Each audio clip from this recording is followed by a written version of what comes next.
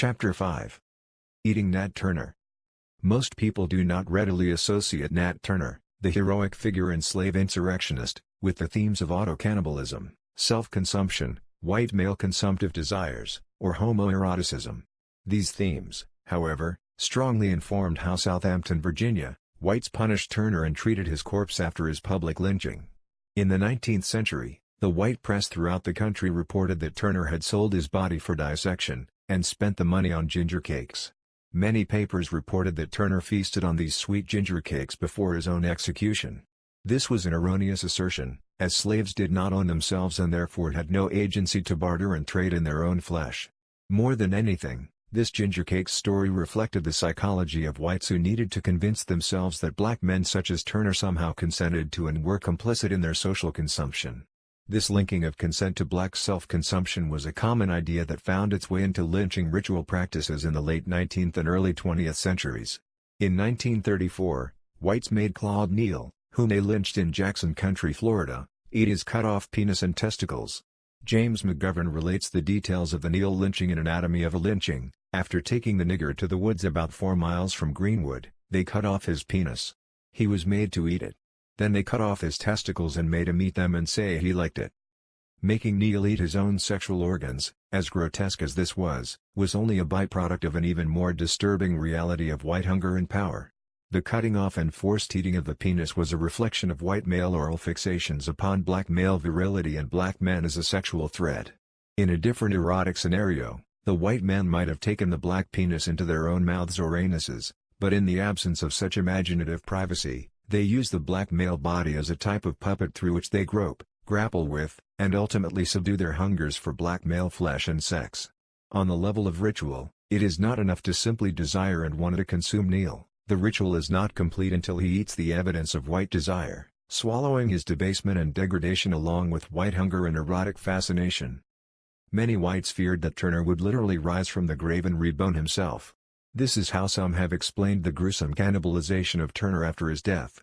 William Sidney Drury, a member of the Southampton community, documented in the Southampton Insurrection, 1900, the exact methods of punishment and post-mortem abuse of Turner's body. According to Drury, after Turner was executed, his body was delivered to doctors, who skinned it and made grease of the flesh. Mr. R. S. Barham's father owned a money purse made of his hide. This desire to literally possess Turner's flesh and make use of his body calls to mind the homoerotics of the Neal scenario, with Turner's flesh serving as fetish and symbol of corporeal possession. The money purse made of Turner's skin and the grease made from his boiled-down flesh convey the limitless consumptive uses of the slave and the myriad ways in which the ruling class could satiate unspoken desires and tastes for Negro flesh. Blacks of the Southampton community further complicated the erotics of taste through accusations that whites ingested Turner's boiled-down flesh as a medical substance, as I discussed earlier. William Styron brought all of this suppressed homoerotic and consumptive history to the fore with the publication of the Confessions of Nat Turner, 1968. Styron's The Confessions and the debate that surrounded it clarified, like no moment before had, why black people have maintained a tight-lipped silence on the subject of homoeroticism under slavery. Homoeroticism, especially in the context of Turner's legacy, brought up for black people in the 1960s unspeakable issues of white consumption of blacks, sexual objectification, bestial treatment under a white regime, and the inconceivable topic of auto-cannibalism, blacks made to eat one another and themselves during slavery. The 1960s was a moment when the legacy of black consumption under slavery culminated around the activist platforms and ideologies of the civil rights and black power movements. The subjects of slavery, homosexuality, and cannibalism took front-page prominence in newspapers and journals, editorials, speakouts, and mediated conversations between blacks and whites.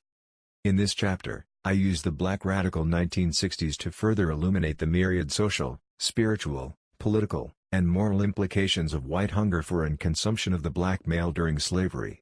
Issues of memory and temporality figure prominently in this chapter and drive my desire to understand the emotional and psychic forces that accrued around Turner's person, lending his life a mythic and trans-historical significance in the 1960s. Some of the black men who responded collectively to Styron's novel and the widely read William Styron's Nat Turner, 10 black writers accused Styron of institutionalized cannibalism, of attempting to eat Nat Turner. These black men referred to the legacy of white cannibalism that I discuss in earlier chapters. In this mid-20th century moment, characterized by political activism, black self-determination, and anti-apartheid efforts at home and abroad, black people powerfully linked individual and institutional consumption of the Negro to a negative understanding of homosexuality and effeminacy. The implicit homoerotics of flesh tasting and the particulars of white culinary appetite for black flesh congealed in this moment. One thing that was clarified through this union and in the context of national debate was why, during and beyond slavery, it has been so difficult for black people to talk openly about homoeroticism and, furthermore, to talk in complex ways about the linkages among black male gender formation, intimacy patterns originating in slavery, same-sex desire, and racial uplift. In this chapter and through Turner's legacy, I broach the issue of why so little evidence and analysis of homoeroticism during slavery has survived. By referencing the antebellum cannibalism debate, discussions of resistance and revolt during slavery, and the charged, pivotal 1960s, I ground this idea of homoerotic survival in political and social context. Because what this 1960s moment reveals, among its many startling revelations, is how homoeroticism in the context of black experience has always been embedded in issues of black nation formation, liberation politics, and the legacy of literal and metaphoric black consumption. In the second portion of the chapter, James Baldwin emerges as an important mediating figure and filter for my discussion of homoeroticism and black cultural formation in the 1960s. As friend of Styron and nationally acknowledged black activist and artist, Baldwin found himself in the uncomfortable position of speaking as a black and homosexual person who understood the import of blacks and whites breaking their historical silence concerning the homoerotic legacies of slavery. Rather than disavowing Styron's use of Turner's memory, Baldwin felt it necessary that white artists such as Styron be allowed to work through their fears of and fixations upon the black revolutionary. Baldwin saw Styron confronting black people with a disturbing but necessary vision of a shared racial history and feared that black people would, out of their terror at the past and mistrust of white people, miss out on this historic opportunity to dialogue and confront the past. At base, Baldwin advocated for a model of black homoeroticism that incorporated and transformed the trauma of the past. I resuscitate Baldwin's model and correlate it with the visions and racial uplift politics of the same black male race leaders who denied and denigrated his person and vision. The Negro homosexual problem. W.E.B. Du Bois' powerful framing of the Negro problem has gone down in history as one of the most formative premises of the beginning of the 20th century.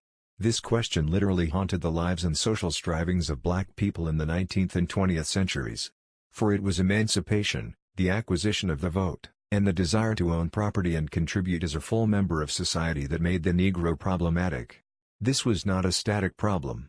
Rather, it was the outgrowth of cataclysmic, dynamic social change. The Negro problem and the Negro's emergence into full, protected citizen status were two sides of the same coin. Acknowledging the 20th century importance of this problem, I would like to propose a slight amendment to its scope. In the 1960s a newer, more complicated version of this problematic emerged onto the national scene, and that was the problem of homosexuality within black experience. From the antebellum period on, this problem had percolated and boiled beneath black family structures, racial liberation and uplift, and icons of male heroism and valiance.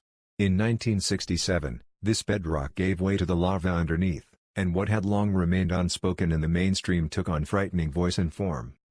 The occasion for this eruption was the publication of Styron's The Confessions.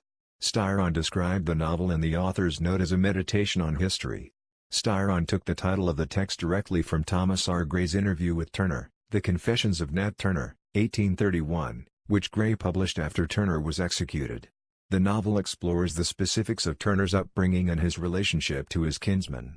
Special attention is given to the topics of his parental lineage, his life on the plantation as a house slave, his early childhood interactions with and feelings toward his enslaved kinsmen, his acquisition of literacy, and his lifelong mission of enlightening his fellow men.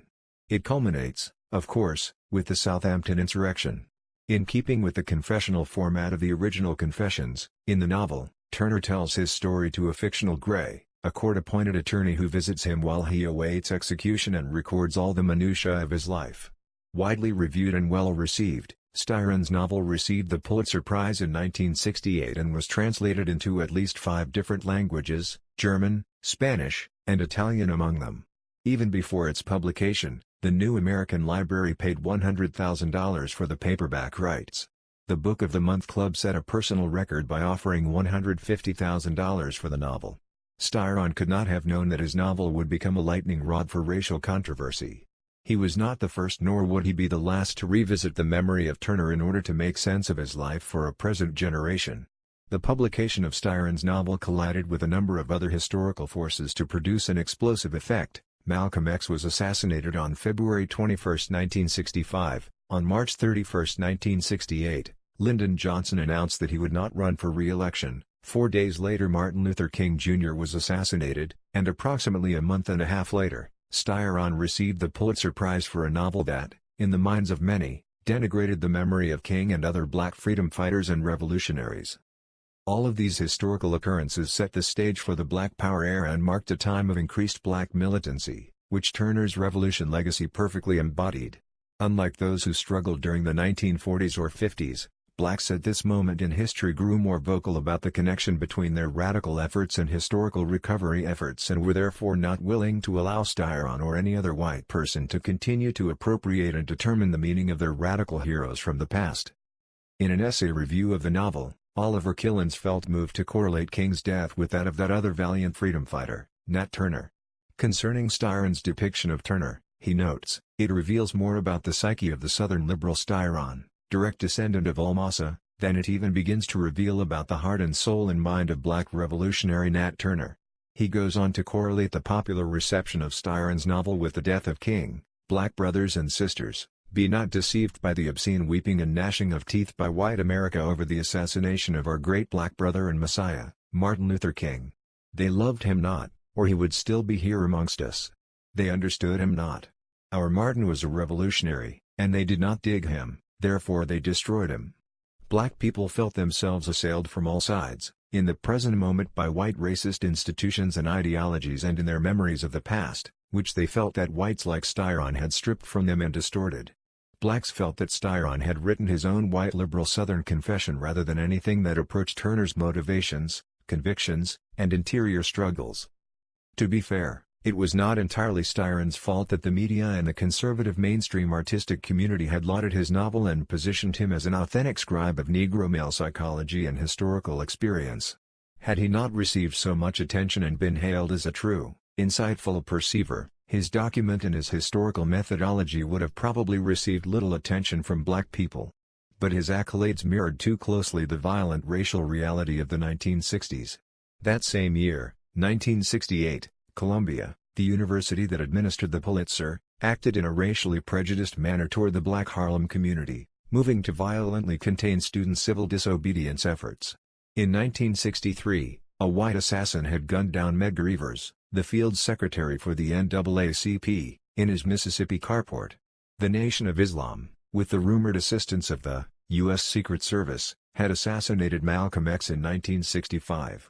That same year a six-day insurrection began in the Watts section of Los Angeles.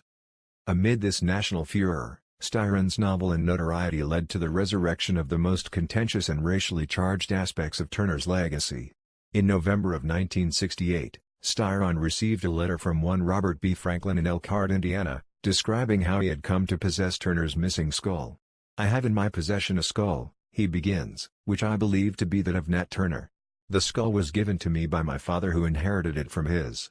My grandfather was a doctor who practiced in Richmond, Virginia, around the turn of the century. The skull was given to him by a female patient whose name is not known. She claimed to have gotten it from her father who was a physician in attendance when Nat Turner was executed." Turner's missing skull had long been a sore spot for black people living in and outside of the Southampton, Virginia, community. The beheading of Turner coincided with the boiling down of his flesh and the use of his skin parts to make the notorious money purse. Franklin's letter to Styron only confirmed long-standing black suspicions that whites had literally and socially consumed Turner's body. Whether or not Franklin actually possessed Turner's skull, a fact that remains today unproven by medical science, his safeguarding of the skull and treating it like a cherished family heirloom demonstrates that well into the late 20th century, the possession of Turner's cannibalized body had social and historic significance for whites.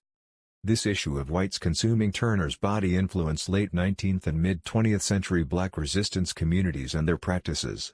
The 19th-century question of Turner's consumption reared its head in the 20th century in a way that redefined the issue of black consumption under slavery and lent an even greater import to the disappearance of Turner's body. In the 1960s, such concerns took on a political edge that is documented in the above-mentioned 10 Black Writers Respond. Apart from its critique of Styron's novel, 10 Black Writers Respond is a singular historical and cultural document that is a touchstone for the numerous debates that surrounded the novel. I intend to address Styron's novel shortly. Before analyzing the novel, though, I want to spend a bit of time on 10 Black Writers Respond, because the range of activist, scholarly, and psychological perspectives contained therein provides a frame for my later readings of homoeroticism and consumption during slavery. The individuals published in 10 Black Writers Respond help us understand how time and memory altered the cannibalism debates that I present in earlier chapters, and they also clarify how a more contemporary language of consumption and same-sex eroticism evolved from slavery-era debates about cannibalism. The subject of cannibalism during slavery was difficult for black people to talk about in the 1960s, in some respects even more difficult than it was for black people who lived through slavery. This difficulty had in part to do with Turner's dismemberment, his missing skull and the coveted money purse made of his skin, and the fact that he never received a complete burial. Moreover, this torture and social consumption of Turner constituted an unresolved realm of racial trauma that black men had not yet begun to forthrightly address. In an essay from 10 Black Writers Respond, The Failure of William Styron, Ernest Kaiser chastises Styron for writing an article that gives the explicit details about cooking and consuming Turner's flesh. Examples of bestial descriptions in his article, writes Kaiser, are his unnecessary, gruesome explanation that the doctors skinned Nat Turner's dead body, after he was hanged along with 17 other Negroes, and made grease of his flesh, and the lurid details in his novel of the killings of whites by Negritos. Kaiser spoke for most of the black men in the edited collection who simply could not bear such descriptions of Turner, which they claimed violated Turner in body as well as in cherished memory. In a moving letter to Harriet Tubman in 1868, Frederick Douglass described a domain of African American memory reserved only for the most hallowed, self-sacrificing revolutionaries. He writes, "Excepting John Brown, of sacred memory, I know of no one who has willingly encountered more perils and hardships to serve our enslaved people than you have.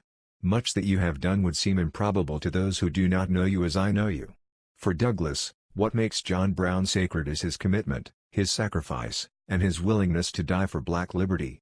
In his 1907 biography on Douglass, Booker T. Washington also invoked this idea of sacred memory, seeing in Douglass the noble embodiment of all black struggles during slavery. The life of Frederick Douglass is the history of American slavery epitomized in a single human experience. He saw it all, lived it all, and overcame it all. In Douglass, Washington saw what was greatest in the race as well as the potential for a high destiny.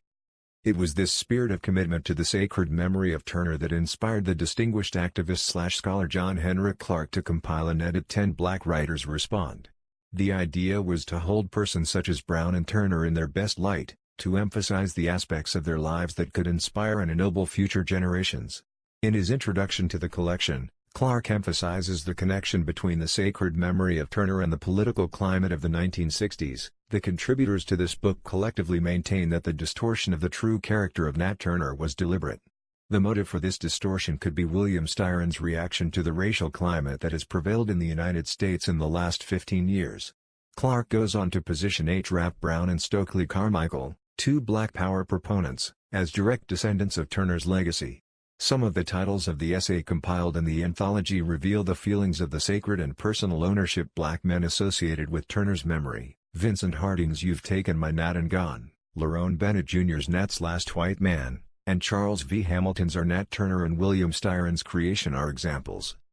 The image of Turner as consumed by whites did not fit into this model of the sacred black heroic figure. In his analysis cited earlier, Kaiser links the cannibalization of Turner to emasculation, effeminacy, and larger moral issues confronting the nation. He points out how Styron's argument builds upon the fraudulent and untenable thesis of Frank Tannenbaum and Stanley M. Elkins, which was that American slavery was so oppressive, despotic and emasculating psychologically that revolt was impossible and Negroes could only be Sambos. Styron has admitted in an interview that the text that most influenced his thinking about slavery as an institution and the slave's psychology was Elkins's Slavery. Kaiser briefly entertains the issue of cannibalism in the white author's writing only to point out how lurid, bestial and morally wrong are Styron's perspectives. Kaiser's remarks reveal how black people repressed and did not discuss certain painful issues, such as this issue of human consumption. It was painful for blacks and strategically risky to publicly broach subjects that might add fuel to white misconceptions and attempts to emasculate black men in the past and the present. Only 20 years earlier, ethnologist Melville J. Herskovitz had published The Myth of the Negro Past, 1941, as a way of refuting strongly held beliefs that the Negro had no cultural legacy, came from a land of heathens and cannibals, and benefited from his bondage in America. Styron's novel proved that for many whites all of the revised black history and documented anthropological proof in the world could not dissuade them from the idea that the African was innately ignorant and destined to subservience to the white male. Kaiser paraphrases Gertrude Wilson of the New York Amsterdam News, who explained the connections between Styron's confessions and contemporary racial apartheid in the following manner: "The book is so popular with whites because it proves that if Negroes retaliate against injustice by violence, they will be quelled by violence. The book also gives," she says, "the blessing of history for continued violence against Negroes." The rampant church bombings, lynchings, and assassinations of the 1960s supported Wilson's assertions. Styron's novel only exacerbated the myths and social fictions that fueled this institutionalized violence against African American persons. Equating black consumption with homosexuality. Kaiser's unwillingness to talk about the topic of cannibalism did not make it any less relevant to or have less of an impact on all of the 10 black men who responded to Styron's novel. In fact, what happened as a result of the compounded pain of the past and the threat of social consumption and racial annihilation in the present was that black men approached discussions of Styron's novel in order to liberate the voice of the people and at the same time reinforce historical silences. Their general approach tended to diminish the emotional aspects of their masculinity, foregrounding a negative image of homosexuality, and left the issues of white consumption and black self-consumption to fester in the black imagination and soul. The 10 black male contributors coupled cannibalism, overtly and covertly, with homoeroticism and effeminacy. For these black men, homoeroticism became a way of circumventing and projecting their experiences and pain onto certain effeminate black men, the consumed black man these black men equated with the homosexual man. Homosexuality served as a means of containing certain unwieldy and historically difficult topics pertaining to black masculinity, such as the need for intimacy, gender variance, sexual and emotional vulnerability, and violation. It was as if, in this very powerful and discursive moment, threads that had been all along winding through history wove together in a manner that illuminated the past as much as they clouded and blocked full access to its complicated meaning. Vincent Harding, in distinction from the other 9 authors, foregrounds a connection between the consumption of Turner and the contemporary consumption of black men. Rather than chastising Styron for speaking about Turner's cannibalization, as does Kaiser, Harding openly accuses Styron of attempting to cannibalize Nat Turner. Now this is precisely what William Styron fails to do with the world and words of Nat Turner. He has been unable to eat and digest the blackness, the fierce religious conviction, the power of the man. Harding draws upon the antebellum legacy of the black heroic figure as impermeable, steeled, and inviolate to prove his point.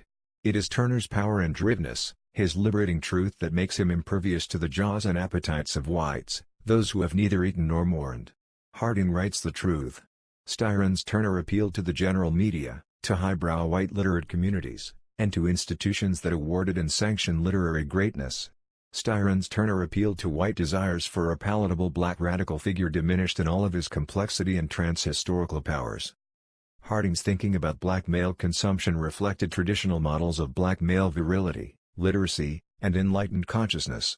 The counterpoint to the virile, powerful figure in Harding's essay, and in most of the essays the other black men wrote, was the effeminate, homosexual, and therefore emasculated black man. Where radical individuals such as Turner, Martin Luther King Jr., and George Jackson could not be eaten, the assumption was that a Luke, a raped black man depicted in the Harriet Jacobs slave narrative, a James L. Smith, or a contemporary James Baldwin could be consumed. Harding's discussion of homosexuality in the novel begins with Brantley, a social outcast among whites and a personally repulsive homosexual whose specialty seems to be the molesting of young boys. Brantley is, in Harding's view, the typical white male parasite of the parasitic master-slave relation. It is disturbing to Harding that Styron alone chose to create such a pariah-like personality for the one white man who was drawn to Nat Turner's religious teachings. This is a perfect example of Styron's attempt to make palatable the fierce religious conviction of the heroic black figure, Styron's use of homosexuality and Christian-sanctioned incest to turn Turner into a consumable subject. In the previous chapter, I discussed how there is an undercurrent of historical truth to this dynamic between black and white men during slavery. It would have been, of course, inappropriate for Harding, in his defensive posture, to invoke this history. It would have only added grist to the white mill of consumption he was attempting to deconstruct. Still, his easy conflation of homosexuality with consumption and black male virility and power with immunity to consumption perpetuates silences and unspeakable domains of black male experience extending back to slavery. I intend to discuss these more thoroughly, but for the moment let us explore more deeply how other black writers in Clark's compilation perpetuate Harding's correlation of homosexuality, emasculation, and sexual taint. Loyal Hairston also equated emasculation with homosexuality. William Styron, writes Hairston, triumphantly reduces his slave to a religious celibate, a kind of self-castration. Poor Nat Turner's only sexual experience is, alas, a homosexual one. Lerone Bennett Jr. accuses Styron of emasculating Nat Turner by depicting him as an impotent, sex-crazed celibate who masturbates every Saturday in the carpenter's shop and as one who has a homosexual encounter and a detailed white fantasy life. Concurring with Bennett, psychologist Alvin F. Boussant offers further insights into Styron's psychological motivations. I think Styron's selection of factual and psychological material speaks for itself. It speaks for itself again when we read that the closest our black rebel comes to a realized sexual experience is through a homosexual one with another young black slave. What is the communication here? Naturally, it implies that Nat Turner was not a man at all. It suggests that he was unconsciously really feminine. From these and other observations there emerges a complicated picture of homosexuality as understood in this context. We could begin with just the use of the word homosexual. Most black men in the collection use the word homosexual, which had no currency during the antebellum period, to describe Styron's Turner, while Styron himself does not actually use that word in his novel. The use of the word speaks to a conflation of historical time periods, the conflation of 20th-century psychological discourses of sexual deviancy with same-sex behavior in all of its variations in the context of slavery. On the one hand, the use of the word homosexual conveys a lack of historical consciousness and historical specificity on the part of the black men. On the other hand, this word, as a reflection of 1960s racial politics, does accurately convey how the legacy of slavery fed into contemporary understandings of homosexuality in the context of black experience. In the minds of many of these men, the state was a virile, predatory white man that had long preyed upon and sought to instill in black men an effeminate, sexual availability. Late 20th century scholars of sexuality, responding to the use of the words homosexual, faggot, and effeminate by the black male writers, have tended to refer to the group as homophobic or as maintaining homophobic assumptions. This easy conflation of the past with present, of an effeminate man during slavery with a homosexual man in the present, reflects the extent to which this historical era marked yet another recalibration of the meaning and application of the history of slavery. Ron Ehrman writes in Cultural Trauma, Slavery and the Formation of African American Identity that every 20 to 30 years individuals look back and reconstruct a traumatic past. One could plot the publication of Styron's novel, The Assassinations of Malcolm X and Martin Luther King Jr., and the publication of 10 black writers respond on a 20-year cycle dating from the Emancipation Proclamation. The year 1965 marks the fifth 20-year cycle following the end of slavery, or the 100-year anniversary of emancipation. At stake for so many black people were not just the historical facts of the experience but also the power to control and interpret the meaning and historical significance of the legacy of slavery. Boussant and others made extensive references to historical texts about slavery written by white men. Herbert Aptheker's American Negro Slave Revolts was an exemplary text for its ample depiction of the spirit and practice of revolt that pervaded slave life. Many black persons considered Thomas A. Bailey's The American Pageant, A History of the Republic a prejudicial text that infantilized and diminished Turner's contributions. Most of the 10 black men considered Stanley M. Elkins's Slavery, a text that directly informed Styron's portrait of Turner, to be a strongly white-influenced text, even though Elkins was African American. More than anything, black men and women felt strongly compelled to protect the image of the black family, black masculinity, and black motherhood and womanhood as sustained in the context of slavery. Within this recreated and imagined context, There was no room for a complicated understanding of homoeroticism during slavery. In her critique of Styron's novel, Alice Walker emphasized how Styron depicted Turner as loving a white woman and how he uses homosexuality to strip Turner of his revolutionary spirit and power. A slave revolutionary who revolts simply because he cannot have the woman he loves, if he loves her, and there is no proof that Nat loved anybody white, denies that there was anything about slavery itself to make him revolt. Revolts are made, but rarely from the love of one adolescent enemy female whom one lovingly stabs and then beats over the head with a fence post, until she is dead. Besides, if Nat were really a homosexual, as Mr. Styron implies, why should he bother? June Meyer, better known as June Jordan, interpreted the confessions as an attack on Turner's masculinity and that of black men in general. In her 1967 review, published in The Nation, she wrote, "There is a man who exists as one of the most popular objects of leadership and legislation and quasi-literature in the history of all men. There lives a man who is spoken for, imagined, feared, and criticized, pitied, misrepresented, fought against, reviled and loved, primarily on the basis of second-hand information or worse." Meyer's review speaks to the long-standing systematic use and consumption of the black male. Meyer critiques both Styron and those who favorably reviewed his novel for taking Turner out of context, depicting him as disconnected from black family and community. The black women and men who reviewed the confessions overtly and covertly assumed a relationship between the black family during slavery and black male virility. Sex and gender they also conflated with homosexuality, made out to equal effeminacy. Many blacks linked homosexuality to castration and the recent history of black men who had been lynched and black women who had been raped in the Jim Crow South and in the North. Homosexuality, in its metaphoric power, had an exhaustive function. It is equated with the absence of family, hatred of black people, estrangement from one's kin and culture, and all of those horrific aspects of black experience about which black people would rather not speak. On the surface, at least, I do not disagree with these black men and women. I think their analysis regarding historicity and the diminishment of black communal ties was mostly correct. Styron's novel was historically inaccurate, depicting Turner as raised by whites rather than the black parents and grandmother Turner spoke about in his original confessions.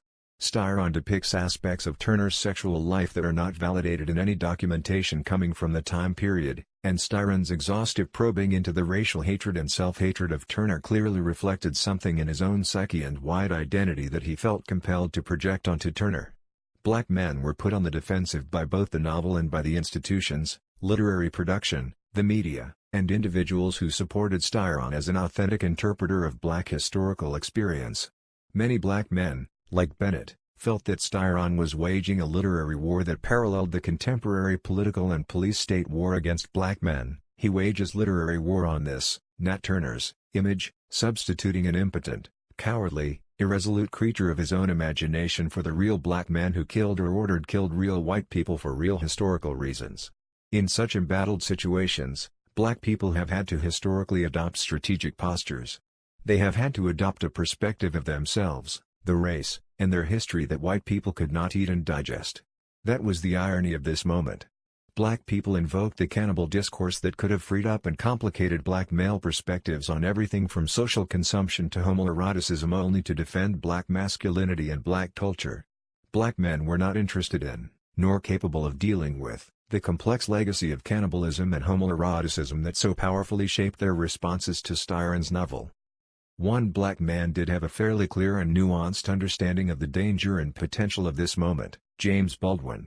Indeed, Baldwin predicted that Styron's novel would be a storm center. In an interview for Newsweek, he acknowledged, "It'll be called effrontery. Bill's going to catch it from black and white. It's a very courageous book that attempts to fuse the 2 points of view, the masters and the slaves. It's important for the black reader to see what Bill is trying to do and to recognize its validity." In preparation for his novel, Styron read Baldwin's writings and spoke extensively with the black author about black experience. Styron credited Baldwin with breaking down his greatest racial prejudices. "Jimmy broke down the last shred of whatever final hang-up of Southern prejudice I might have had, which was trying to tell me that a Negro was never really intelligent." Baldwin encouraged Styron, which might partially explain why he was not invited to contribute to 10 Black Men Respond. Generally speaking, black people felt confused by and disapproved of Baldwin's support of Styron. As part of his response to Styron, Harding also critiqued Baldwin. Harding's comments to Baldwin begin to broach an area that was largely unexplored in the national debate, and that is the feelings, emotions, secrets, and common history that Styron's novel brought up for black men in relation to one another. Harding, in so many words, refers to Baldwin as a race betrayer. Nevertheless, as with all tragedy, the deepest level is to be found within us, black us. And it was perhaps symbolized by one of our most important artists, James Baldwin. For it was Baldwin who praised his friend's work highly, Baldwin who saw himself in Styron's Turner, and Baldwin who dared to say, "This is the beginning of our common history." In the Newsweek interview, Baldwin actually refers to Styron as constructing our common history. Harding strongly disagreed with this statement. Surely, it is nothing of the kind. In spite of Baldwin's largest, kindest hopes, Styron has done nothing less, and nothing more, than create another chapter in our long and common agony. He has done it because we have allowed it, and we who are black must be men enough to admit that bitter fact. There can be no common history until we have first fleshed out the lineaments of our own, for no one else can speak out of the bittersweet bowels of our blackness.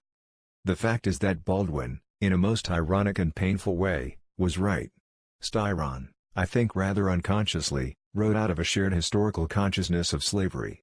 And part of the disavowal and swearing off of this tie by Harding and other black men had to do with black men being neither ready nor able to face the painful legacy of objectification, incest, and infantilization between master/patriarch and slave. Black men were not ready to look at how their institutional consumption in the 1960s originated in slavery-old processes of cannibalization. So many powerful unexamined emotions, such as hatred, love, desire, and need, undergirded the historical relationship between black men and white men. A slave kiss. I'll now turn to the novel as a vehicle for exploring this issue of common history, as Baldwin conceived of it through Styron's text. Rather than dealing with the black/white homoerotic dynamic, I want to examine a scene in the novel that deals with same-sex eroticism between two young black men, Nat Turner and his boyhood friend, Willis. The riverside scene in the Confessions of Nat Turner is a tender, disturbing, and complex depiction of black male need and desire.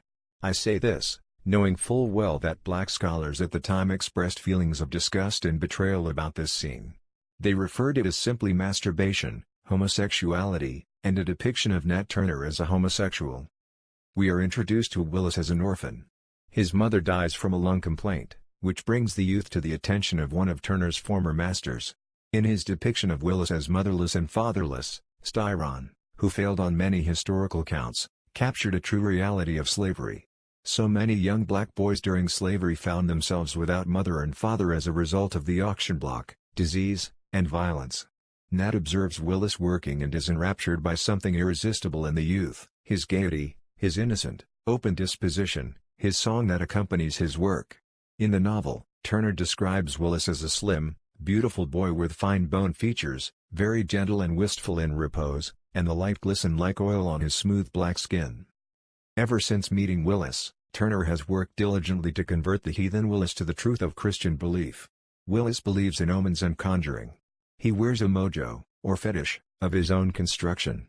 Willis has decorated his mojo fetish with the long hairs from the cock of a bull that had died of the bloat he had tied up 3 fuzzy patches on his head, to ward off ghosts, the fangs of a water moccasin he wore on a string around his neck, a charm against fever.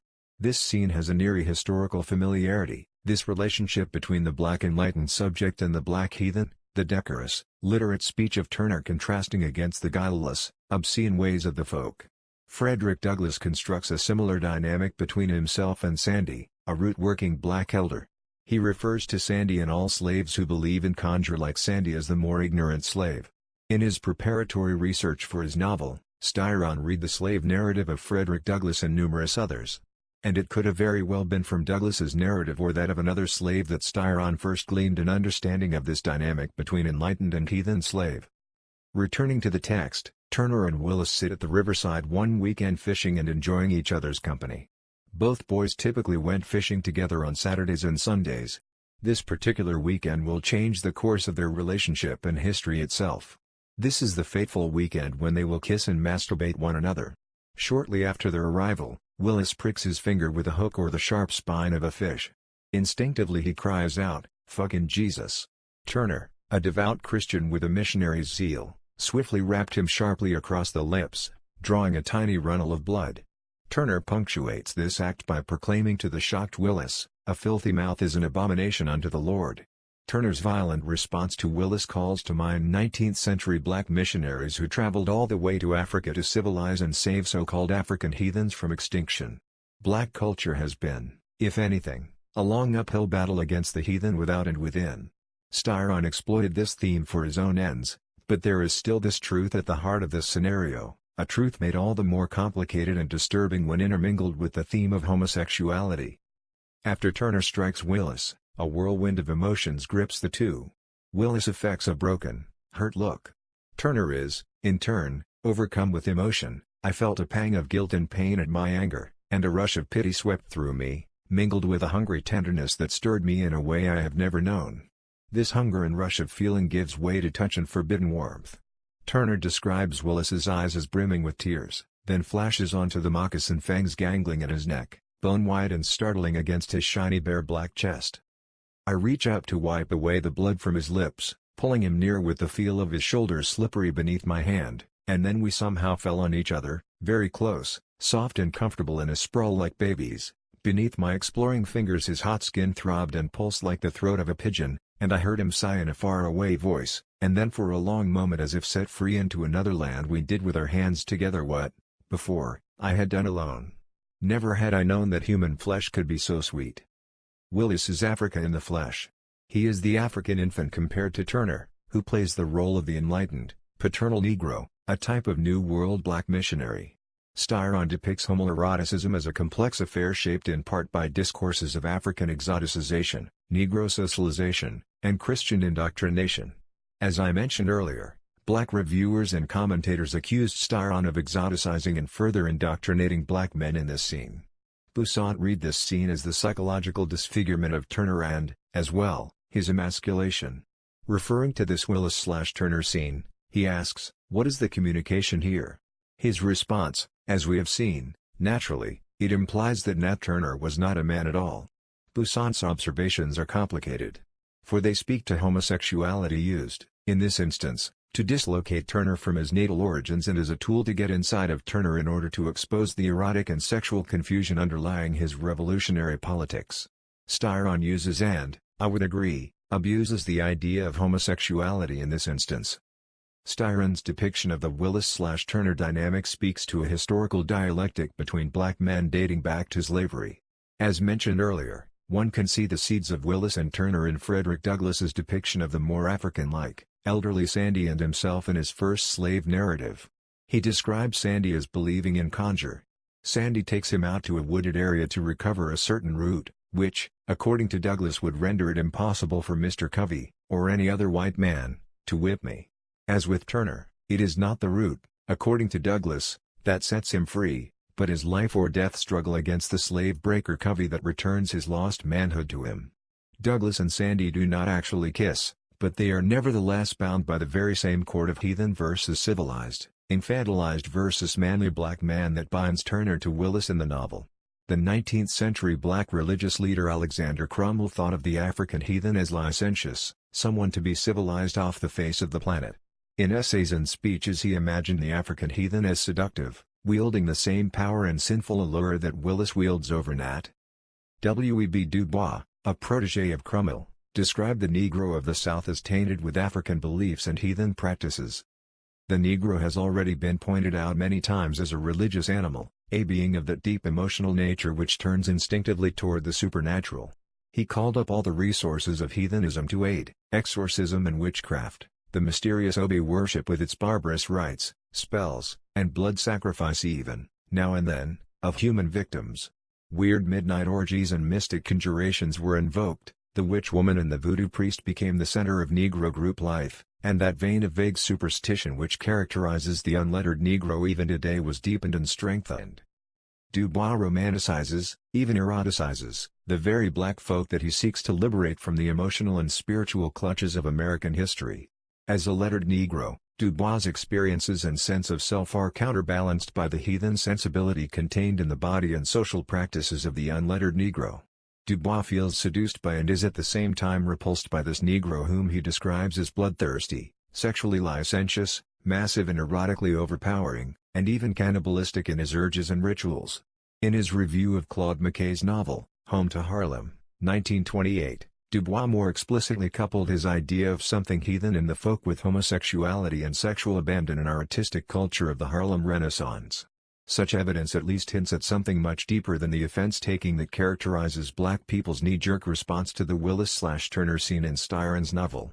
Perhaps a deeper fear of recognition is operating, for a real acknowledgement of something essentially black in the Willis/Turner dynamic would necessitate a rethinking of constructs such as the color line and problematics such as the Negro problem as having been from their inceptive moments imbricated with a black homoerotic discourse. I think this might have been some of what Baldwin was trying to get at through the double implications of our common history. Where others saw void and absence, nothing of nation, community, or the black self in homoeroticism, Baldwin saw homoeroticism as being, in some ways, most representative of racial experience. An example from Baldwin's book-length essay No Name in the Street illustrates this point. Baldwin has come from a self-imposed exile in Paris to the U.S. South to observe and report on the civil rights conditions there. He interviews children who are integrating schools and their family members, black ministers, white sheriffs and governors, among other persons, in each city he travels to. At one point in his observations, at a loss for examples to explain the incestuous thread that binds white men to black men in the South, Baldwin relates the experience of being sexually groped by a drunken white state official. I realized that I was being groped by one of the most powerful men in one of the states I visited. He had got himself sweating drunk in order to arrive at this despairing titillation. With his wet eyes staring up at my face, and his wet hands groping for my cock, we were both, abruptly, in history's ass pocket. It was frightening. Not the gesture itself, but the abjectness of it.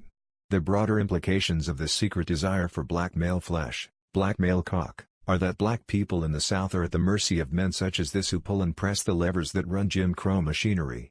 This white man was one of the men you called, or had a friend call, in order to get your brother off the prison farm. A phone call from him might prevent your brother from being dug up, later, during some random archaeological expedition. Baldwin demonstrates how homosexual desire is seamlessly intertwined with the legacy of American slavery and black civil identity in the South. It was even conceivable to him that were it not for the migration of black men out of the South post-emancipation, the entire region might have become an absolutely homosexual community, wherein white male desire for black men was more open and socially acceptable. There is a fluid correlation in Baldwin's mind between this white man reaching for his cock and the castration of black men in the context of lynching rituals, the black exercise of the right to vote, school integration, and the over-incarceration of black men on chain gangs and in jails. Baldwin's sexual encounter counters the idea that if a black man were doing the fucking of a white man, then his manhood remained intact and he could be considered revolutionary, a notion that many black power advocates silently entertained. State-sanctioned racial oppression, as this scenario demonstrates, pairs well with homoeroticism. The homosexual oppression of black men overlaps with and feeds seamlessly into larger systems of racial oppression. And to say just a bit more about the sexual implications of this scene, just because the white man was reaching for Baldwin's penis does not mean that the man sought sexual penetration. He may have wanted to penetrate Baldwin, he may have wanted oral gratification, one way or the other. I could speculate endlessly about the sexual particulars of this scenario, but what we know for sure is what Baldwin himself finally clarifies, which is that it is absolutely certain that white men, who invented the nigger's big black prick, are still at the mercy of this nightmare, and are still, for the most part, doomed, in one way or another, to attempt to make this prick their own.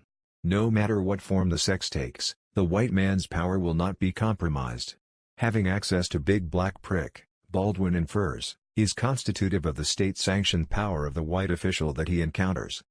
A number of scholars have experienced frustration at Baldwin's slippery relationship to an outright rejection of a homosexual identity in politics. However, this excerpt from No Name in the Street clarifies how Baldwin sees homosexuality, in terms of black experience and black male identity formation, as buried or methodologically disguised in racial logic, in the history of slavery, and in the psychological workings of the Southern racial ideology. For Baldwin, homosexuality does not and cannot ever exist as something isolated from racial formation. Brian R. Washington, agreeing with this last statement, notes that in Baldwin's writing an overarching cosmology of race and sex, blackness and homosexuality, are not simply coterminous, they are virtually interchangeable. The encounter between himself and the white official helps us better understand why Baldwin would support Styron's freedom to imagine and inhabit Nat Turner, in all of the lurid homosexual implications of that habitation, for how else were the unspeakable fantasies and suppressed homosexual desires of Southern white men going to be exposed and potentially exorcised? This subtle level of discourse was lost upon and completely ignored in the prevailing black commentary and debates that centered on Styron's novel. There was the general opinion that Styron was constructing a white, Southern, neo-slave master's version of black American history. Most viewed James Baldwin's contention that Styron was constructing our common history as at best a misguided perception and at worst as white apologist sentiment. Still, there is a solid ethos informing Baldwin's statement. As a black homosexual, who was not afraid to speak publicly about being groped by a white man, Baldwin occupied a unique position that allowed him to understand how desire and sexuality transcended and confounded racial thinking. In his essay Down at the Cross, Letter from a Region in My Mind, Baldwin refers to whites and blacks as having to come together as lovers in order to achieve America's loftiest ideals and transcend the prison of racial ideology. Everything now, we must assume, is in our hands. We have no right to assume otherwise. If we, and now I mean the relatively conscious whites and the relatively conscious blacks, who must, like lovers, insist on, or create, the consciousness of the others, do not falter in our duty now, we may be able, handful that we are, to end the racial nightmare, and achieve our country. For black men, the problem with this idea of the lovers, in particular homoerotic lovers in Styron's novel, was not so much the image of homoeroticism but the twisted spectral pleasure that whites took in Styron's depictions of black sexuality. Killens, from 10 Black Men Respond, likened the white review community, journals, and the Pulitzer Prize Committee itself to whoremongers. Recording his feeling after reading a review of the novel in the New York Times Review of Books, he writes, "I had this uncomfortable feeling that a hoax was being perpetrated against the American reading public. I also had the uneasy feeling, even worse, that the reading public dearly loved it. Like a whore being brutally ravished and loving every masochistic minute of it." Killens had justification for feeling the way that he did. In the 1930s, psychologists and sexologists from Sigmund Freud to Richard Kraft-Ebing documented that some Europeans achieved sexual arousal through romanticized images of slaves. Kraft-Ebing, who coined the term masochism, includes in his compendium on sexual pathology the following letter from a self-diagnosed masochist, Case 57, "Even in my early childhood I loved to revel in ideas about the absolute mastery of one man over others. The thought of slavery had something exciting in it for me, alike whether from the standpoint of master or servant. That one man could possess, sell or whip another, caused me intense excitement, and in reading Uncle Tom's Cabin, which I read at the beginning of puberty, I had erections." In her study of masochistic desire, Marcia Marcus lists the childhood books that provided materials for her own adolescent masochistic fantasies. There were the books about boarding school, in which small boys slaved for the bigger boys. There were books about the initiation rites of exotic people. There was Uncle Tom's Cabin, and other books about black slaves in America. From the antebellum period, critiques of Stowe's novel by white Southern men revealed how these men themselves associated sexual license and impurity with the novel and often read into many of its scenes a pornographic subtext. These men, themselves titillated by the novel, wanted to limit and ultimately prevent its distribution. When it came to slavery, the concepts of love, intimacy, and desire between white and black men had been for the longest time shot through with violence, with white erotic voyeurism, and a precarious politics of white empathy and sentimentalism. Baldwin understood this legacy. He found Stowe's novel, for example, to be riddled with sentimentality, the type of sentimentality that is an excuse for violent inhumanity, the mask of cruelty that made objects of the slave among both abolitionists and plantation owners. Baldwin even goes as far as to link Richard Wright's Bigger Thomas with Stowe's Tom, asserting that Bigger is Uncle Tom's descendant, flesh of his flesh, so exactly opposite a portrait that, when the books are placed together, it seems the contemporary Negro novelist and the dead New England woman are locked together in a deadly, timeless battle. Bigger Thomas rapes a white woman and obsesses over white femininity as symbol and prize. Stowe, on the other hand, obsessed over black male virility while domesticating it, packaging it, and emotionally mastering it so as to ward off the unspoken threat of the black beast, the rapist. Baldwin understood how this legacy of black men, fixated either upon white women or white men, had prevented black men from developing more complex models of masculinity and of black male sexuality. For 10 black men respond was just that, a response to white representations of and appetites for blackness. It was black men primarily engaged with white men and white institutional structures at the expense of a more private, long overdue discussion of these same issues among black men. Styron's novel presented Baldwin with the perfect opportunity to publicize and mediate the subject of homoerotic connection between black and white men and among black men during slavery. In a Newsweek interview, Baldwin acknowledged his identification with Styron's Turner. "Yes," he admitted, "I think there's some of me in Nat Turner. If I were an actor, I could play the part." Baldwin would have cause to rethink this statement when, months later, he served as mediator when blacks protested against efforts in Hollywood to make Styron's novel into a film. This statement is loaded with double meaning. It can be read, as many black men read it, that Baldwin was something of a template for Styron's Turner. It also reads as a gesture toward revising the slave past. Baldwin, as person and symbol, impressed upon black people in this moment the possibility of an entirely different script of revolutionary masculinity during slavery. This statement clarifies how the term "our common history" referred to black/white relations on the surface and beneath the surface, to the repressed and denied historical presence of the black homosexual in a genealogy of black radicalism extending back to slavery. Needless to say, black men received Baldwin's speech and actions across a great divide. While he envisioned a new radical genealogy and pushed, through Styron, for a model of antebellum resistance that included homoeroticism, most black men were still stuck on homosexuality as a derivative of white decadence and as the sexual exploitation of black people. Killens, as a representative of this black constituency, linked white desires to the black homosexual person. He depicts whites as whoremongers.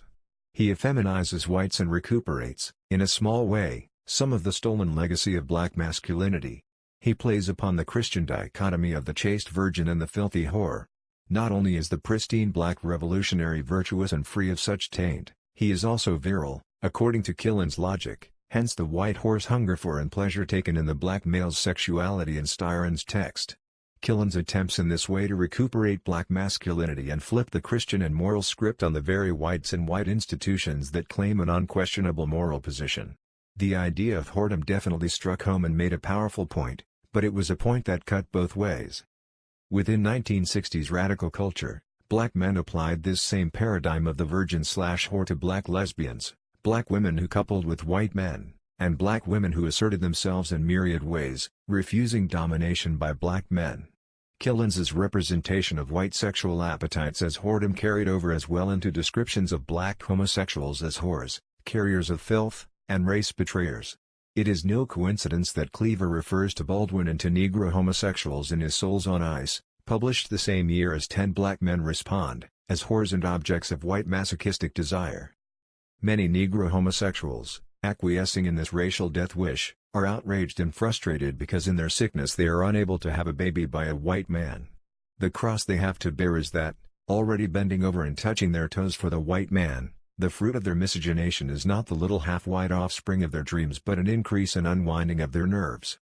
Like the whore of Killens's imagination, Cleaver describes the Negro homosexual as a sycophant, an automated slave, and one who looks to the white man as his big daddy, or pimp in the marketplace of white desire. A number of scholars have noted the significance of Cleaver's comments insofar as they reflected a radical black ideology that equated homosexuality with a racial death wish. Bearing the weight of such an attack, Baldwin understood better than any other how white desire, even in the radical black imagination, had intrinsic ties to the metaphoric and real presence of the black homosexual.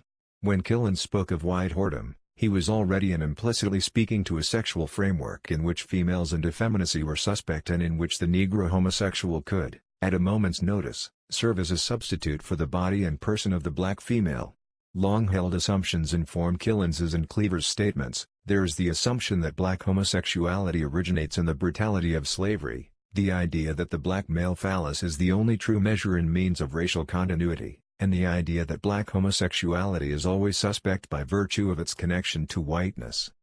Holding firmly to these assumptions for reasons of political strategy and the desire to forget what Kaiser refers to as the bestial and lurid details of slavery resulted in the missed opportunity among black men to speak openly and honestly about their historically charged erotic relations to white men. Black men also missed the opportunity to talk about homoeroticism, same-sex intimacy, need, love, and desire, among themselves. Baldwin did not publicly claim a homosexual identity. In fact, he publicly disavowed the labels of homosexual or gay to define his person and art.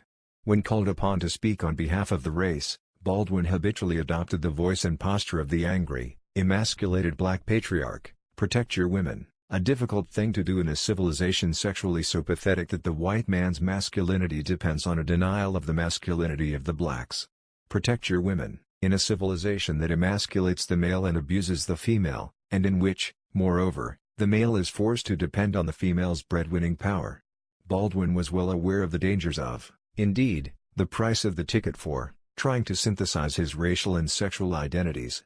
As Dwight A. McBride points out, his efficacy as a race man was, at least in part, dependent on limiting his public activism to racial politics.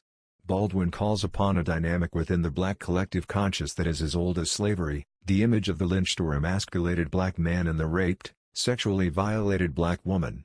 This dynamic foreclosed a number of other configurations, such as black men sexually violated by white men, black men during slavery who played non-patriarchal roles, and black men who, for whatever reasons, did not sexually reproduce the race. The legacy of the Black Fathers.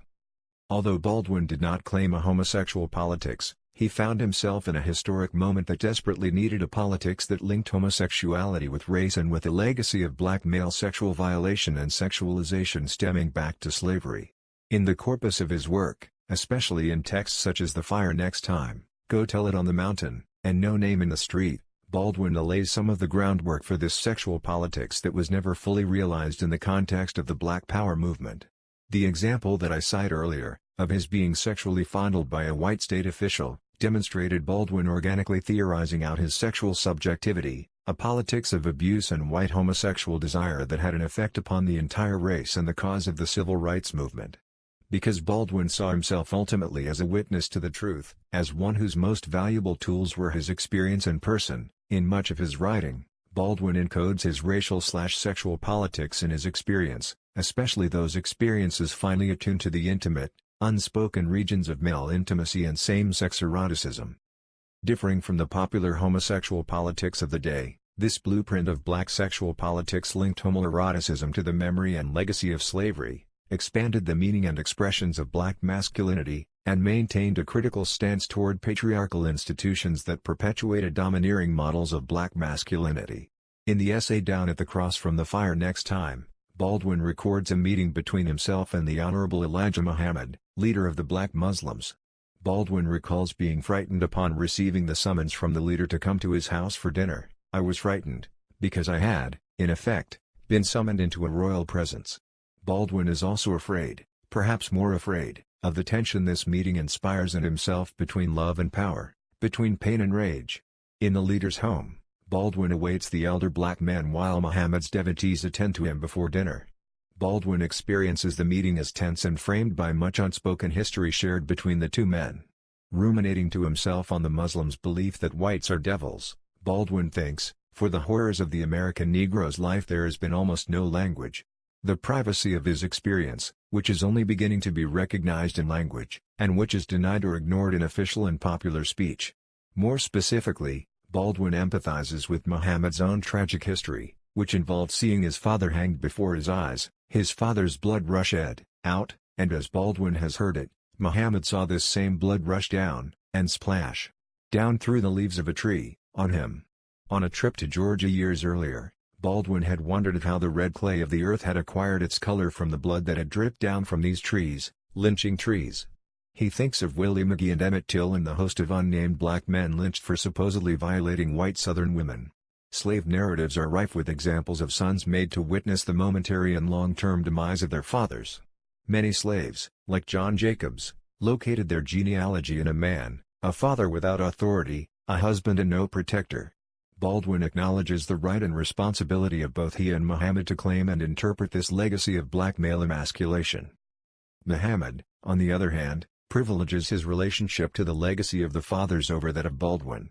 He equates Baldwin's homosexuality with whiteness and with having strayed from the race.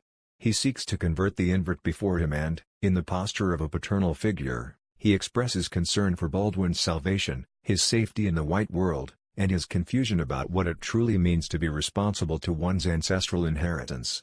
Baldwin leaves Muhammad's home with strong feelings of longing, unrequited need, and abjection. I felt very close to him, and really wished to be able to love and honor him as a witness, an ally, and a father. I felt that I knew something of his pain and his fury, and, yes, even his beauty. Baldwin had come from a religious family. His father, a minister in the Baptist church, was a man who inspired in him intense feelings of love, resentment, and competition. Through his father and by virtue of his own ancestral connections to the South, Baldwin had just as much right as Muhammad to make of the legacy of paternal pain that united them. The contestation over the meaning of the unspeakable past dictated Baldwin's interactions with Muhammad and, a decade later, strongly influenced his relationship to the black men of 10 Black Writers Respond. Elijah Muhammad and the Black Men from Clark's edited collection maintain one narrative of paternal pain, familial role, gender, and sexuality, and Baldwin, by virtue of his erotic and tribal relationship to the black fathers, maintains another. At stake here are, in part, central questions of racial origins: where do black people and, in particular, where does black masculinity come from? What is the ideal image of this masculine identity, and what does this image of black manhood have to do with a larger racial liberation project? Muhammad and others draw upon a century-old model of black masculinity originating out of violent, emasculating black/white relations. However, Baldwin shifts the discussion of this violence away from a black/white dynamic to a deeper terrain, the interior world of longing and pain perpetuated by and shared among black men. In his first novel, Go Tell It on the Mountain, Baldwin situates the origins of black masculinity in a racial mythology dating back to the first contact between Europeans and coastal Africans. The Curse of Ham is a myth of racial origins that deals with incest, homoerotic desire, and slave legacy between black son and father. The Curse of Ham is one of the oldest racial mythologies used by whites to justify their inhuman treatment of the African and black American. The curse involves a son, Ham, looking upon the naked body of his father, Noah. As a result of looking at or touching his father, it is not clear which, the descendants of Ham are to be slaves. During slavery, black men interpreted the curse in a number of different ways: as an explanation of their infantilized relationship to white slave owners, as an explanation for why they descended from the tribe of Cush rather than the tribe of Canaan, the cursed son, and as a way of talking about the introduction of white blood into an African lineage. Curiously missing from most discussions of the curse is a reference to its overt homoerotic implications, the son looking upon the father's nakedness and responding with desire or even erotic touch. Baldwin explores the homoerotic implications of this racial mythology through the characters of John, the son, and Gabriel, the father, in Go Tell It on the Mountain. Baldwin reenacts the curse of Ham by having John, while scrubbing his father's back in the bathtub, look down upon his father's nakedness as Ham had originally done to Noah. Yes, he had sinned, one morning, alone, in the dirty bathroom, in the square, dirt-gray cupboard room that was filled with the stink of his father. Sometimes, leaning over the cracked, tattletale gray bathtub, he scrubbed his father's back, and looked, as the accursed son of Noah had looked, on his father's hideous nakedness. It was secret, like sin, and slimy, like the serpent, and heavy, like the rod. Then he hated his father, and longed for the power to cut his father down. As with Turner and Willis from the Confessions of Nat Turner, religion frames the tense relationship between John and his father.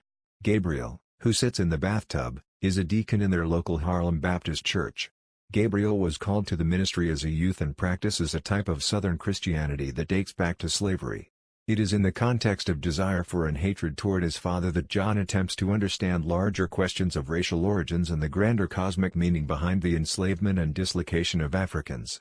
Referring even more directly to the biblical curse in his blood, he laments, this, and not that other, his deadly sin, having looked on his father's nakedness and mocked and cursed him in his heart.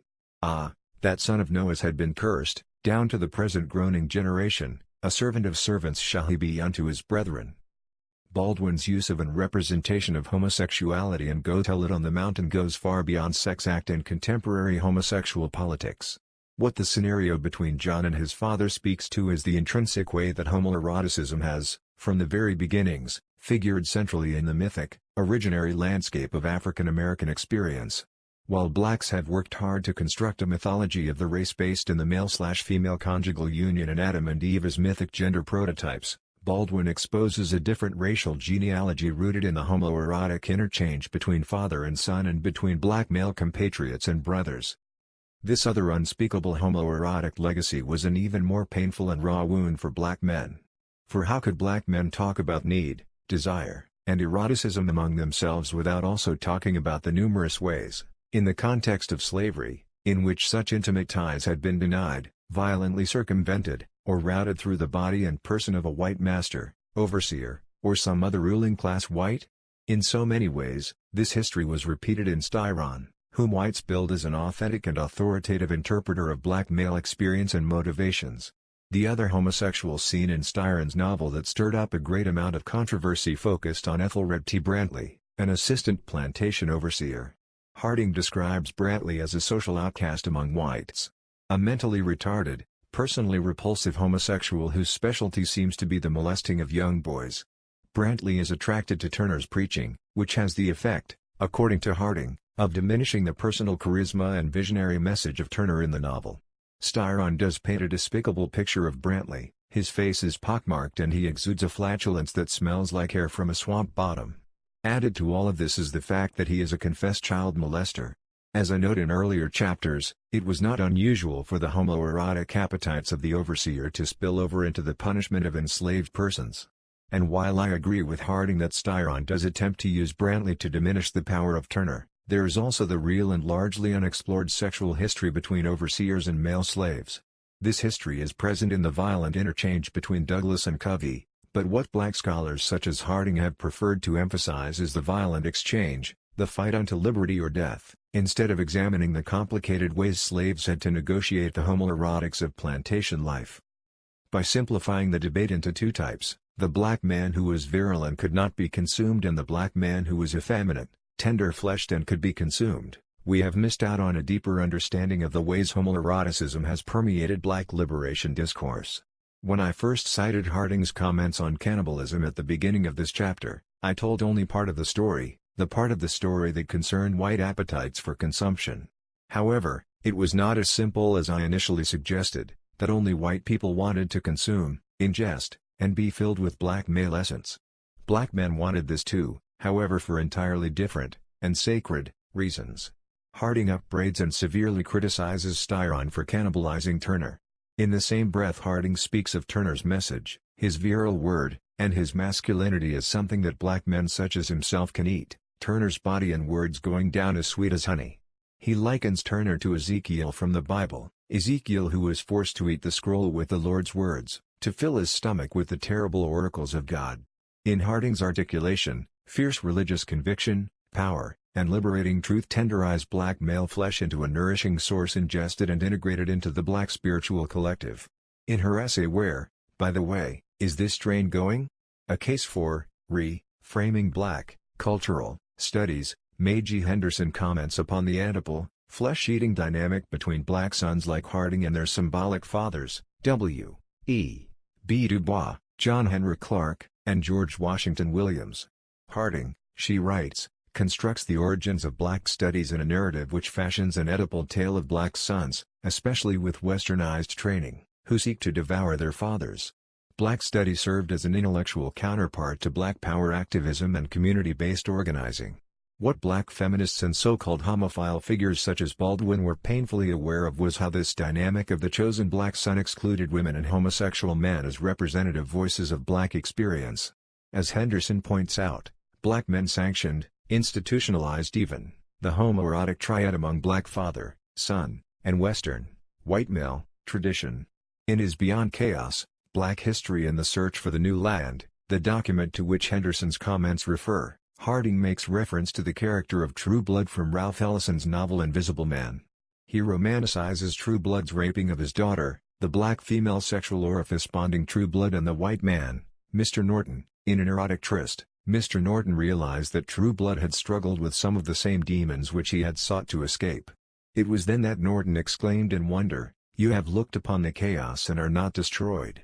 The black man and white man feel unified in their fear, objectification, and use of the black female's body, her vagina. True Blood projects his own feelings of emasculation, sexual violation, and economic disempowerment onto the black female body. The more central problem here, though, is black male interiority, the black male orifice. The black female body is and always has served as a convenient, all too familiar tabula rasa for working out confusions, aggressions, instabilities, and a host of other masculine anxieties. If we replace the female body with that of the male, the essay's reference to chaos takes on new meaning: chaos as the black male anus, chaos as the black male mouth, chaos as the metaphysical, the quantum conundrum of a black male orifice that devours and consumes as easily as it might constitute and reify masculinity. In the section that follows this discussion, Harding talks of the same blackness that he associates with True Blood and the Black Fathers as something that he in the darkness touches and gropes with erotic longing. As we handle our blackness, we are tempted to fondle it, to worship it, to lie down in its beauty and sleep a long black sleep of wrapping and joy. The sentence that follows this one clarifies its reference to the phallic might of black revolutionaries, such as Brother Fanon and our fathers. Under the guise of revolution, of racial uplift, and racial unity, Harding's observations reveal a powerfully charged domain of black male experience wherein the consumption of and groping of the phallus, sons eating fathers and fathers eating sons, and a general erotic sharing among black men is the norm. It is a painful mythic and social reality that Harding imagines, in which hurt is necessary, for it grows at once out of the nature of the struggle and out of the natural tendency of the sons, especially with westernized training, to seek to devour their fathers. Harding writes against a legacy of consuming blacks, tasting them, and making them into delectable objects of white phallic authority.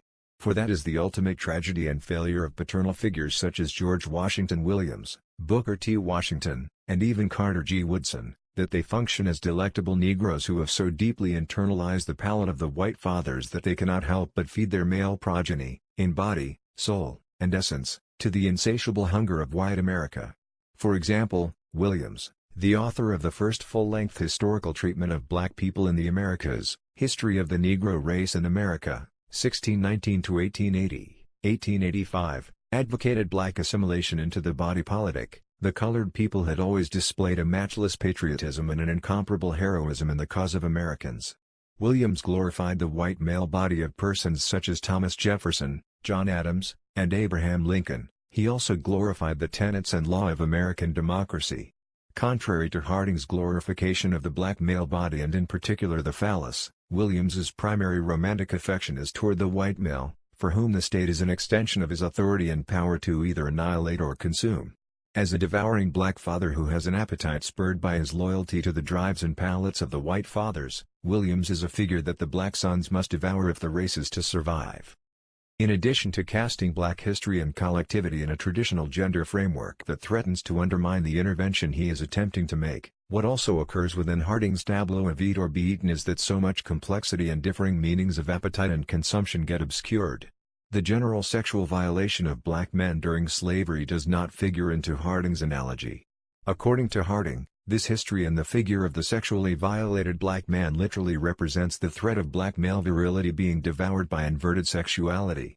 The ultimate psychic and social threat of the effeminate or raped black is not only that he can take in sex, hunger for and desire it in his interior, but also that he has, in addition to this hunger, the capacity to castrate, bite, chew, and disappear into a teeming chaos, the continuity and vital essence of the race. Harding's glorification and eroticization of the black male phallus demonstrates how homoeroticism was intrinsic to black cultural formation in his formulations. Whereas the invert, who resonates too closely with historical notions of black men as unclean, as unchristian, as licentious, effeminate, unbounded, and insane, is the figure that has been most difficult to incorporate into the body politic. In There Is a River, The Black Struggle for Freedom in America, Harding refers to Malcolm X as the shining black prince of the Northern movement. King was also often referred to in this way by black men. Black people worshipped both men, saw them as beauty itself, and both radiated a seductive air of rest and long-awaited joyfulness. Harding romanticizes the seductive virility of blackness and its hidden phallic implications, so too does he romanticize female rape, incest, and white male fascination with women raped on the plantation. This dynamic calls to mind the contradictory words and actions of Eldridge Cleaver. On the one hand, Cleaver could lambaste Baldwin as a virile Negro homosexual, a race traitor, and so forth, and on the other hand show up at a party with Huey P. Newton, run into Baldwin at the party, and engage Baldwin in a long passionate French kiss. Newton recalls, in 1967, Cleaver was invited to a special dinner for James Baldwin, who had just returned from Turkey, and he in turn invited me. When we arrived, Cleaver and Baldwin walked into each other, and the giant, 6'3" Cleaver bent down and engaged in a long, passionate French kiss with the tiny, barely 5 feet, Baldwin. Another example from the civil rights era is King, who engaged in frequent sexual escapades with white and black women in scenarios that involved him and other black men having sex in the same room and switching female partners and doing who knows what else. King clearly loved sex and exhibited an uninhibited aspect of his sexual nature. Yet King folded under pressures from within the movement to publicly distance himself from Bayard Rustin, the openly homosexual strategist and organizer of the March on Washington, and to not allow Rustin to speak at the March on Washington. All of which brings me to the question, what are we really talking about when we talk about homoeroticism in the civil rights and black power eras and, in particular, in the context of slavery? How are we to make sense of Harding's idea of the sacred consumption of the black fathers alongside the glorification of black female rape and the demonization and misrecognition of homoeroticism during Harding's time and in the context of slavery? What Harding understood as sacred consumption was partially that, but it was also part of something larger, more complicated, and disturbing. Douglass, for example, was painfully aware of those aspects of the slave experience that were causing us to eat our own flesh. In his slave narrative, Douglass referred to the legacy of violence and terror that had caused many slaves to remain frozen in terror and apathetic to their bonded status. He referred to the constant haunting presence of grim death, a catch-all term for the range of horrid deaths that resulted from desperation, nihilism, and soul murder. Douglass understood self-consumption as a process of turning in upon the self, a natural response to the physical and spiritual starvation endemic to the culture of slavery. Fixated on the idea of the valiant heroic black man who is impervious to consumption, except consumption in a sacred way, we have remained transfixed by those final, determining words, "You have seen how a man was made a slave, you shall see how a slave was made a man." Especially in the 1960s, most black people accepted the battle as the index of black masculinity largely without question. Yet what I have been attempting to elucidate throughout this chapter are more subtle levels of warfare and resistance that defy simplistic dyads, consumed/not consumed, effeminate/masculine, race man/not race man. As mightily as black people have struggled to fend off the reality of Nat Turner's consumption, the fact is that he was most likely literally consumed. And in the meantime, our analytic, historical, psychic, and political tools have been insufficient to the task of analyzing how his consumption was possible, how it might in fact be ongoing, and how we, in the present moment, are implicated in the legacy of Turner's consumption.